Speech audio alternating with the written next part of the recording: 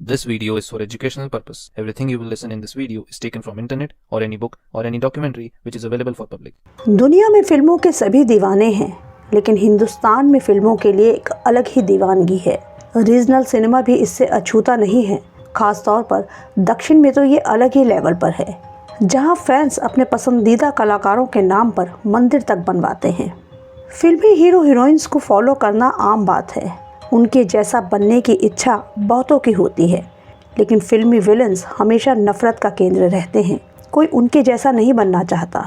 हाँ, आजकल ज़रूर कुछ लोग विलन्स की तरह हथियार लेकर शो ऑफ करते हैं, लेकिन क्या आप जानते हैं कि 80 के दशक में एक ऐसा खूंखार क्रिमिनल और सीरियल किलर हुआ जो फिल्मी विलन से हद से ज़्यादा प्रभावित था।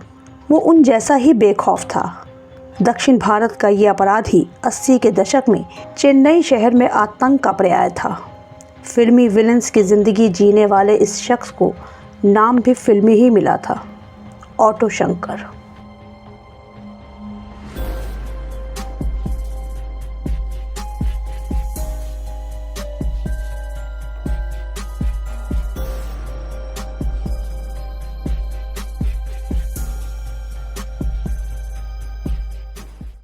आज की कहानी है ऑटो शंकर की।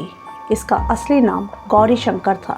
इसका जन्म 21 जनवरी 1955 को तमिलनाडु के वेल्लोर जिले में एक गरीब परिवार में हुआ था। बड़ा होने पर काम धंधे की तलाश में वो मद्रास चला आया, जिसे आज हम चेन्नई के नाम से जानते हैं। उस वक्त का मद्रास आज के चेन्नई जैसा बसा हुआ नहीं था। शहर बहुत ही छोटा था। आज जहाँ गाड़ियों का शोर है, उस वक्त वहाँ काफ़ी वीराना था। दूर दूर घर, सड़कें ज़्यादातर सुनसान रहती थी। तिरुवनमयूर से महाबलीपुरम तक पूरा तट मछुआरों की बस्ती हुआ करता था। सब कुछ इतना शांत था कि पुलिस वाले भी इक्का दुक्का ही दिखाई देते थे। शायद ऑटो शंकर का जन्म इसी शांति को भंग करने के लिए हुआ था। वो फिल्मों का बेहद शौकीन था। मद्रास कॉलीवुड का सेंटर था और कॉलीवुड शंकर का पहला प्यार। उसे फिल्मों, पेंटिंग और डांस का बहुत शौक था। मद्रास पहुंचकर उसने पेंटर के काम से शुरुआत की। अपने भाई मोहन और उसके साले एल्डिन के साथ वो पेंटिंग का काम करने लगा, लेकिन इस काम में ज़्यादा पैसा नहीं था और शंकर के सर पर तो पैसा कमाने का जुनून था, जिसके लिए वो कुछ भी करने को तैयार था। शंकर को इसका पहला मौका मिला जब 80 के शुरुआती दशक में तमिलनाडु सरकार ने शराबबंदी की घोषणा की। मद्रास ताड़ के पेड़ों से अटा हुआ तटीय इलाका था। यहाँ ताड़ी बनाने वाले और पीने वालों की गिनती बहुत ज़्यादा थी। शराबबंदी से इन सब में खलबली मची थी, इसीलिए शुरुआत हुई शराब की तस्करी की। तस्करी के लिए अलग अलग तरीके अपनाए जाने लगे। इस वक्त तक शंकर ने पेंटिंग छोड़कर ऑटो चलाना शुरू किया था, क्योंकि ऑटो शहर में सबसे पॉपुलर पब्लिक ट्रांसपोर्ट था। इसकी पहुंच हर गली नुक्कड़ तक थी, इसलिए शराब तस्करी के लिए ऑटो का इस्तेमाल सबसे ज़्यादा होने लगा। पुलिस को भी इस नए तरीके का पता नहीं था। शंकर ने भी ऑटो में शराब तस्करी का काम शुरू किया और अपराध की दुनिया में पहला कदम रखा। इस काम में पैसा भी बहुत था। पहले वो दूसरे गैंग के लिए काम करता था, फिर उसने अपने भाई और साले के साथ खुद का गैंग बनाया। उसने तगड़ा मुनाफा भी कमाया। इन पैसों से वो अपने शौक पूरे करता था। फिल्मी ज़िंदगी जीने के शौकीन शंकर ने डांस बार और कोठों पर जाना शुरू किया। नाच गाने का शौकीन शंकर यहाँ खुलकर पैसा खर्च करता था। इसी दौरान उसने नोटिस किया कि डांस बार और कोठों पर अक्सर गरीब घरों की लड़कियां आती हैं, घर से भागकर काम की तलाश में, या उन्हें खरीद कर लाया जाता है, जिसमें दलाल और मालिक तगड़ा पैसा कमाते हैं, जो शराब तस्करी के धंधे से भी काफ़ी बड़ा धंधा था। शंकर भी इस धंधे में उतरा। वहाँ गरीब लड़कियों की कमी नहीं थी। उस समय दहेज प्रथा का चलन भी बहुत था, जिस वजह से गरीब लड़कियाँ कुंवारी बैठी रहती थी। कई बार माँ बाप खुद ही लड़कियों को बेच देते थे। अब शंकर ने खुद को अपग्रेड किया। वो एक स्मगलर की बजाय सेक्स रैकेट का दलाल बन गया। वो अपने ऑटो का इस्तेमाल वेश्याओं को ग्राहकों तक लाने ले जाने के लिए करता था। पहले ऑटो में शराब की तस्करी और फिर ऑटो में लड़कियों की सप्लाई। शायद इसी वजह से उसका नाम ऑटो शंकर पड़ गया। फिल्मों के शौकीन शंकर को फिल्मी विलन सबसे ज़्यादा प्रभावित करते थे। उनकी ही तरह उसने अपना खुद का गैंग खड़ा किया, जिसमें उसका भाई मोहन, एल्डिन और शिवाजी, ये तीन उसके खास थे। इनके अलावा 5 लोग और भी थे: जयवेलू, राजा रामन, रवि, पलानी और परम सिवन। इस गैंग ने तिरुवनमयूर में सभी गैर कानूनी काम करने शुरू किए। पेरियार नगर में उनका मेन अड्डा था। इसके साथ साउथ मद्रास की एक मशहूर सड़क एलबी रोड की एक लॉज भी शंकर के पास थी, जहां ये लड़कियों से धंधा करवाता था। अब ये सब गैर कानूनी काम बिना पुलिस की मदद के नहीं हो सकते हैं, और ये बात सच भी थी कि शंकर ने पैसों और लड़कियों के धंधे से कई पुलिस वालों को साथ मिलाया था। क्राइम की दुनिया में शंकर का नाम तब और बढ़ा जब उसने टॉप ऑफिसर्स के साथ साथ मिनिस्टर्स को भी वेश्याएं सप्लाई करनी शुरू की। बड़े रसूखदार लोगों में उसका उठना बैठना शुरू हुआ। वो खुद भी बड़ी बड़ी पार्टीज दिया करता था, जिसमें ये लोग शामिल होते थे, और शंकर इनके साथ फोटोज भी खिंचवाता था। किसी फिल्मी विलन की तरह ही शंकर अब बेखौफ हो चला था कि कोई उसका कुछ भी बिगाड़ नहीं सकता। कानून का डर तो उसको था ही नहीं। इसी सोच ने उसे निर्दयी और खूंखार भी बना दिया था। उसकी तीसरी बीवी कही जाने वाली ललिता नाम की लड़की एक बार डांसर थी, जिससे शंकर को प्यार हुआ था। लेकिन कुछ समय बाद ही ललिता शंकर के एक दोस्त सुदुलाई मुथु के साथ भाग गई। अब तक शंकर एक खूंखार अपराधी बन चुका था। पैसे और पावर के नशे में चूर शंकर में दया नाम की कोई चीज ही नहीं थी। ललिता के भागने का जब उसे पता चला तो वो आग बबूला हो गया। जल्दी ही अपने आदमियों की मदद से उसने ललिता और उसके प्रेमी को ढूंढ निकाला और उन्हें पकड़कर वो पेरियार नगर के अपने अड्डे पर लेकर आया।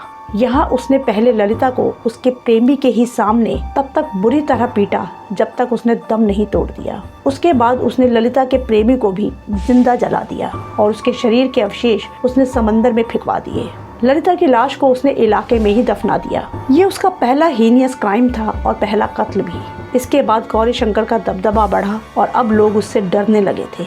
कुछ दिनों बाद सुदुलाई मुथु का दोस्त रवि उसे ढूंढते हुए शंकर के पास पहुंचा तो शंकर ने उसे भी मार दिया और वहीं एक दीवार में चुनवा दिया। मद्रास में अब शराबबंदी भी खत्म हो गई थी। उस धंधे में अब इतनी कमाई नहीं थी, इसलिए उसका पूरा फोकस लड़कियों के धंधे पर ही था। पुलिस और पॉलिटिकल प्रोटेक्शन के लिए वो खुले हाथ पैसा बांटता और लड़कियां सप्लाई करता। 1987 से 1988 के बीच आसपास के इलाकों से अचानक लड़कियां गायब होने लगी। माँ बाप पुलिस के पास जाते, लेकिन पुलिस उन्हें टाल देती।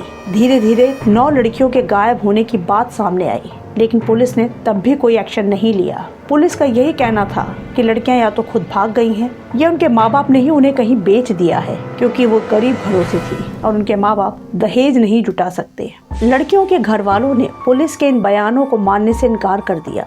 कुछ ने तो दबी जबान में ऑटो शंकर का हाथ होने का भी इशारा किया। पुलिस को भी आइडिया था कि इन लड़कियों के गायब होने में ऑटो शंकर का ही हाथ है, लेकिन पुलिस तो गौरी शंकर के एहसानों तले दबी थी। करप्ट पुलिस वालों ने अपने अपने लेवल पर केस को दबाने की पूरी कोशिश की और कोई कार्यवाही नहीं की। परेशान घर वाले इधर उधर ही भटकते रहे। पेरियार नगर गौरी शंकर का गढ़ माना जाता था। किसी दुश्मन को मारना होता, किसी पुलिस वाले या नेता को खुश करना होता तो उसे पेरियार नगर ही बुलाया जाता। बाहर एलबी रोड पर भी उसका अपना कोठा तो था ही। उसी कोठे पर एक दिन 3 लड़के आए जो जबरदस्ती एक लड़की को कोठे से बाहर ले जाने की जिद करने लगे। इनके नाम थे संपत, मोहन और गोविंदराज। इसी बात पर उनकी गौरी शंकर से बहस हुई, जो बाद में हाथापाई में बदल गई। शंकर अपने धंधे, पैसे और पावर के गुरूर में बेखौफ था। वो फिल्मी विलन की तरह अपने आदमियों की मदद से तीनों लड़कों को पेरियार नगर के अपने अड्डे पर लेकर आया, जहां सबके सामने इन लड़कों को बुरी तरह पीटा गया। गौरी शंकर और उसके आदमी इन तीनों को तब तक पीटते रहे जब तक वो मर नहीं गए। इसके बाद तीनों की लाशों को वहीं एक दीवार में सीमेंट से चुनवा दिया गया। ऑटो शंकर वो आदमी जो निर्दयता की हद तक क्रूर था और सभी उससे डरते थे। शंकर चाहता था कि उसकी ये दहशत बनी रहे। उसे ये सब करने में मजा आता था। फिल्मी विलन की तरह ही वो ये सब करना एंजॉय करता था कि कोई उसका कुछ बिगाड़ नहीं सकता। लेकिन अब शंकर के कारनामे बाहर आने लगे।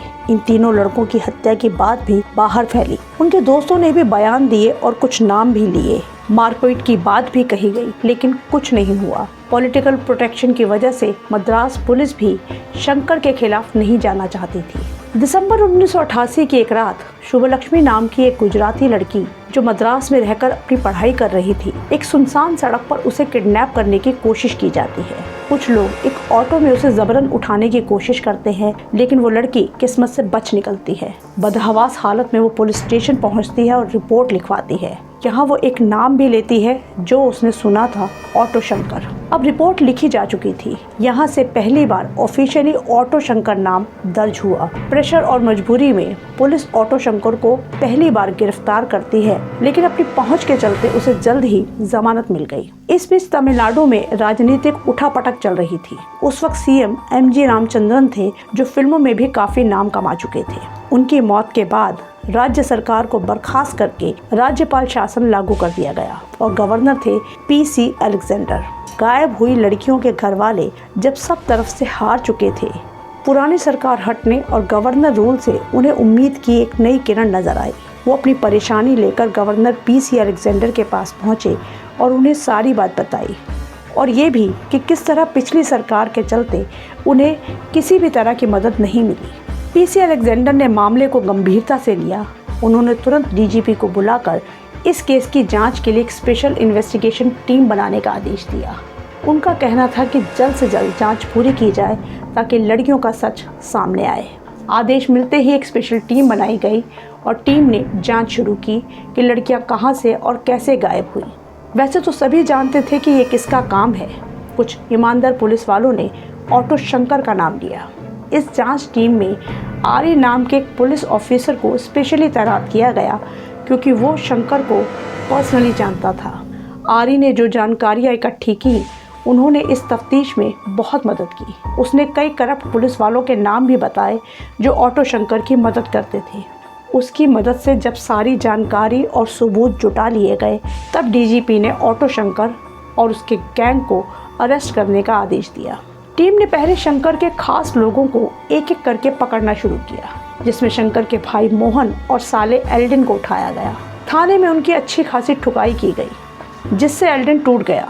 उसने जुर्म कबूल किए और सरकारी गवाह बनने को राजी हो गया। उसकी बताई कहानी के बाद पुलिस ऑटो शंकर और उसके गैंग के बाकी लोगों को गिरफ्तार कर लेती है। शंकर बहुत ही क्रूर किस्म का था। एल्डिन की कहानी के अनुसार शंकर की मां बचपन में ही उन्हें छोड़कर अपने प्रेमी के साथ भाग गई थी। शायद इसीलिए खास तौर पर लड़कियों के प्रति उसका रवैया बहुत बुरा था। वास्तव में शंकर एक सेक्स एडिक्ट था। वो बेदर्दी से लड़कियों का रेप करता था और फिर उन्हें अपने दोस्तों के लिए छोड़ देता था। मन भरने के बाद उन्हें कोठे पर भेज दिया जाता था। जो लड़कियां बात नहीं मानती थी, उन्हें शंकर बेरहमी से कत्ल कर डालता था। 1987 से 88 तक लड़कियों के लगातार गायब होने से मद्रास में दहशत का माहौल था, जहां लड़कियां घर से निकलने में भी डरती थीं। ऑटो शंकर के अरेस्ट के अगले दिन ये खबर देश भर के अखबारों की सुर्खियां बनी। तब दुनिया को इस खूंखार क्रिमिनल और उसके कारनामों के बारे में पता चला। मद्रास पुलिस जब पेरियार नगर जाकर तलाशी लेती है, तो वहाँ दीवारों में चुनवाए 5 कंकाल मिलते हैं। ललिता का कंकाल एक घर में खुदाई में मिलता है। वहीं लाश जलाने के बाद राख समंदर में फेंकने की कहानी भी सामने आती है।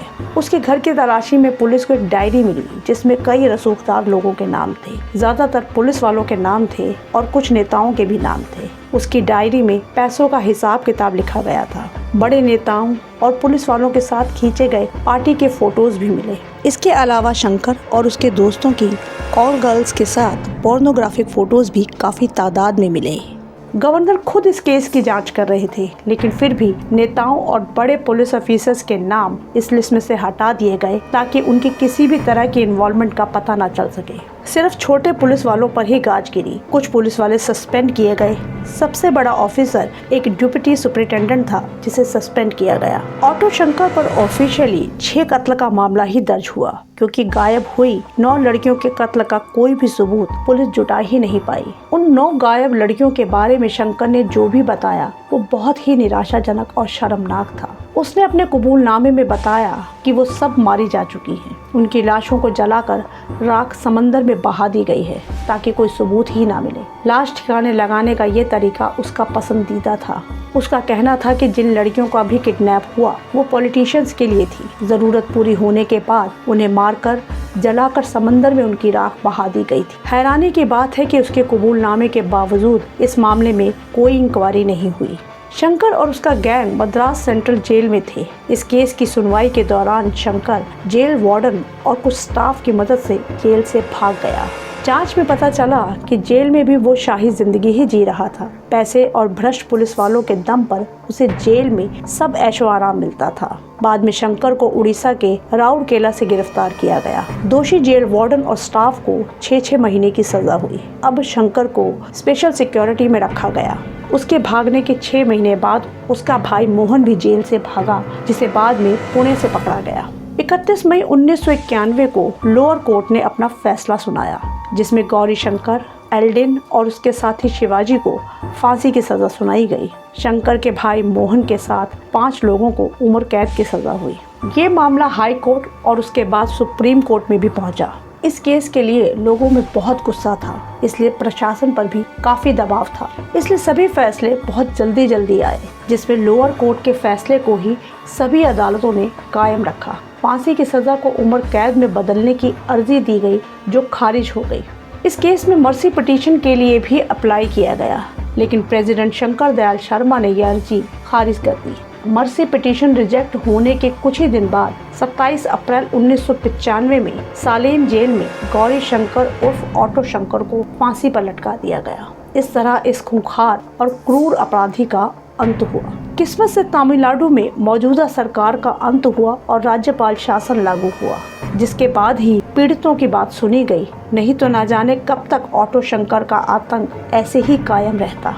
तमिलनाडु के एडिशनल पुलिस कमिश्नर के विजय ने एक सेमिनार में दावा किया कि शंकर को अपराधी बनाने के लिए सिनेमा पूरी तरह से जिम्मेदार है। इस कहानी का सबसे बड़ा सच ये है कि गौरी शंकर को ऑटो शंकर बनाने में हमारे करप्ट सिस्टम का बहुत बड़ा हाथ है। अगर पुलिस और पॉलिटिकल सपोर्ट नहीं होता तो ऑटो शंकर इतना बड़ा क्रिमिनल नहीं बनता। उसने यही कमजोर कड़ी पकड़ी और उसका भरपूर फायदा उठाया। फिल्मी हीरो से प्रभावित होकर उसके जैसा बनने वाले तो बहुत मिलेंगे, लेकिन फिल्मी विलन जैसी जिंदगी रियल लाइफ में जीने वाला ऑटो शंकर एक ही था। ऑटो शंकर की पूरी जिंदगी पर आधारित एक वेब सीरीज ZEE5 पर मौजूद है। अगर आपको हमारा काम पसंद आ रहा है तो वीडियो को लाइक और चैनल को सब्सक्राइब ज़रूर कर लें। मिलते हैं नेक्स्ट वीडियो में।